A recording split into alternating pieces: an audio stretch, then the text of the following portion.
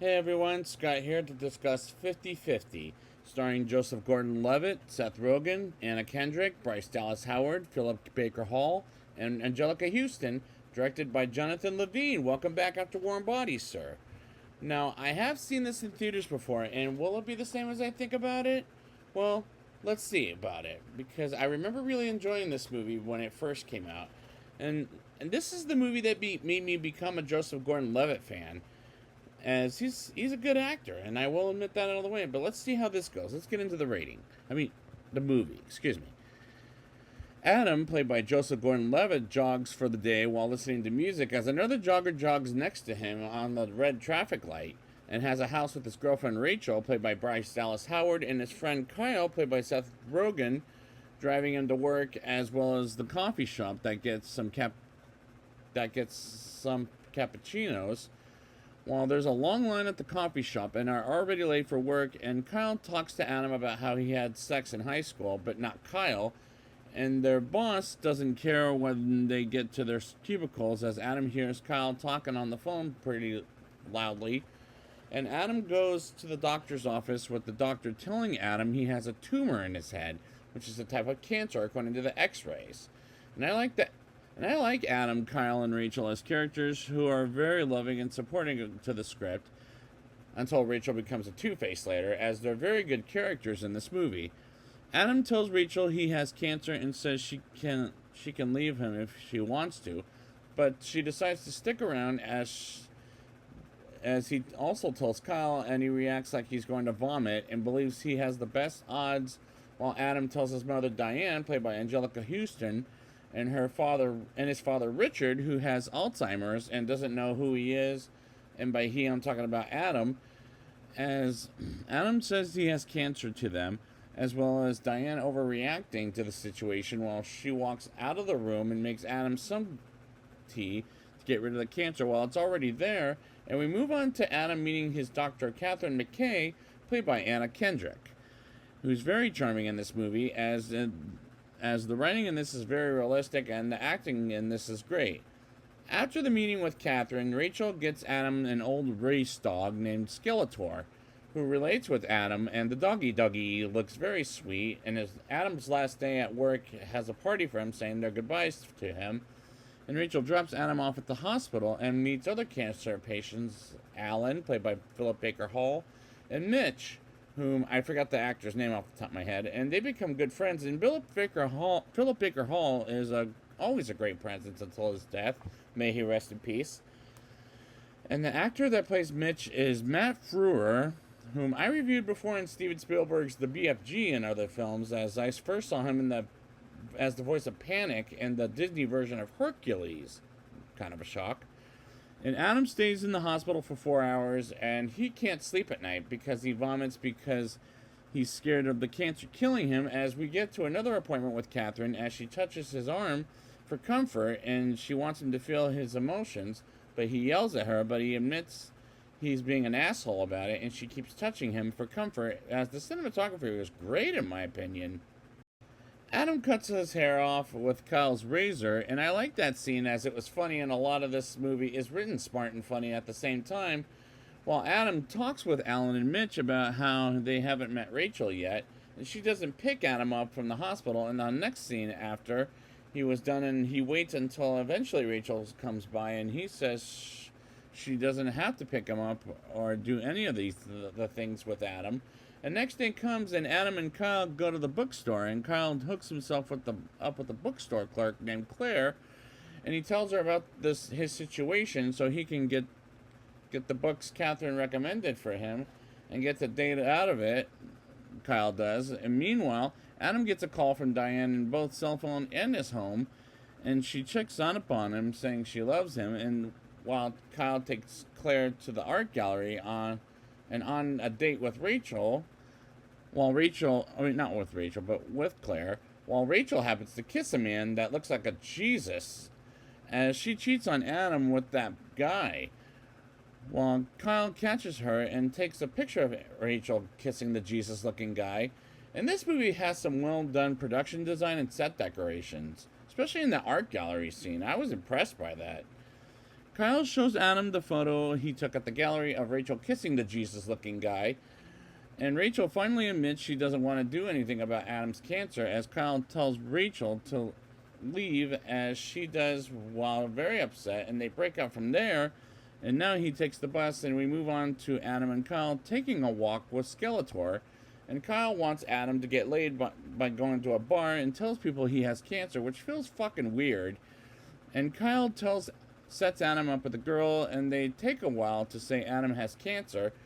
And he shows his bald head before the girls leave them, as they both touch his bald head, and eventually they get laid with the girls at his own house. And I like the way this movie deals with cancer while putting a little light in it, as it was well done in my opinion. Adam goes to the hospital, and Catherine happens to encounter Adam while he's waiting for the bus, and she offers him a ride home, and her car is a mess, like big time messy. And he is afraid of getting a driver's license because it's too dangerous to drive, and I relate with that, as I'm too chicken to drive myself. While Catherine wants to talk about what happened to his girlfriend as she enforces it, and gets nervous about it, and turning on the radio until Adam asks Catherine to pull over to throw the trash out of her car, which was sweet of him and to do so. And Adam eventually gets home thanks to Catherine, and she gives him her cell number in case if he needed anything from her. And the chemistry between Joseph Gordon-Levitt and Anna Kendrick was just as good as between him and Bryce Dallas Howard. Meanwhile, Rachel comes to the house to collect her things and talks with Adam about how he feels, and she wants to get back together with him and hugs and kisses him. And he says, "Get the fuck off my porch." And she does, as the relationship between the characters works great. Even if if Adam and Rachel are no longer dating, but it works well. Adam and Kyle destroy a painting Rachel gave to Adam with knives and fire, and they get together with Mitch and Alan as Mitch's wife comes in and introduces herself to everyone. And while on the phone with Diane, and Adam enters Catherine's office as their session begins by talking about his own mother who annoys the hell out of him. I'm like, oh, that's gotta hurt if I were his mother. And she touches his arm, and finally he accepts it as comfort. And he's at the hospital with Alan and Mitch, while Mitch unfortunately passed away off screen because of his heart stopping. And they go to his funeral, and he feels like he wants to die, as Adam gets short with Catherine about how everybody dies eventually. And the shots are fantastic for a dark comedy. And I'm liking this more than I can expect, honestly.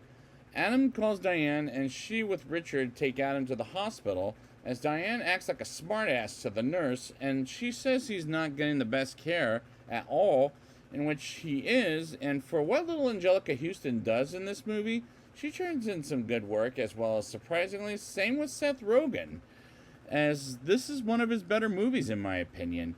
And eventually the doctor comes in and says they have to perform surgery for the cancer out of him by the next day, with Adam hanging out with Kyle for the night and have a nice talk with one another at midnight, as Kyle is drunk and Adam is forced to drive his car before his death, and drives like a fucking maniac, and tells Kyle to get out of the car after pulling it over, as he yells in the car because he's scared for his life. And he calls Catherine because of his nervous breakdown, and I felt that for him, as he doesn't want to die. And there's places he always wanted to go to, and how sorry he is for being an asshole, and I felt affected by this scene, as it is well acted by Joseph Gordon-Levitt. Adam gets home and sees the book he bought for the situation on top of the toilet, and goes out for a walk while it's raining at night, and he gets prepared for possibly his final night. And the next morning comes, and he feeds Skeletor and gets to the hospital by Kyle, and they meet his parents there, and the surgery begins while Catherine is helping another patient as she leaves to get to the hospital part of the office to check up on Adam, as she meets Diane, Richard, and Kyle, and they cured his cancer, thank God. Phew! Which is a miracle, because he beat cancer, as they see after he awakens with Catherine visiting him, and she keeps him comforted as they begin doing while Kyle fixes up his back, and to begin the date with Catherine, as I like her, as he doesn't like any of his girlfriends. Kyle doesn't but he likes her for some reason. And the climax was so good, as it was this movie, But how good was it? Let's talk about it in a rating. I'll give this movie a 8.4 out of 10. I like the characters because they're loving and supportive to the script, as they're very good characters in this movie, as the writing in this movie is very realistic, and the acting in this was great, and the cinematography was shot great in my opinion. There were some scenes that were funny, and a lot of this was written smart and funny at the same time, while it has some great production design and set decoration. And I like the way the filmmakers take cancer seriously while putting a little light in it as well, as it was well done in my opinion, and the chemistry between Joseph Gordon-Levitt and both Anna Kendrick and Bryce Dallas Howard were equally as good.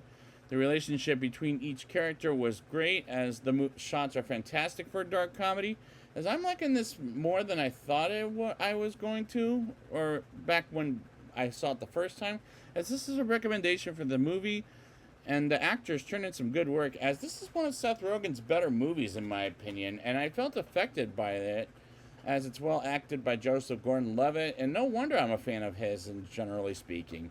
So I'd like to thank you guys for joining me for this review, and until then, no, this is the wrong movie, but I'm going to just say it anyways. It's not a tumor. Oh wait, yes it is. What am I saying that for?